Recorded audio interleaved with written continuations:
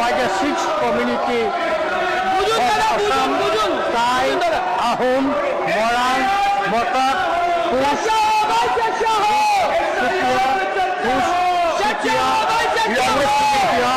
Tea community, to grant it Assam. This community is indigenous tribe of Assam. They are the soil of the soil. Their demand is justified. So I am supporting them. I like to request to grant it for the district communities of Assam. In the year 1968, sorry ma'am, excuse me. In the year 1968, when India was ruled by the British government, the British government described them in Gazette Note by Gazette Note as a tribal community. Like Tribal Commission also recommended and granted them tribal status.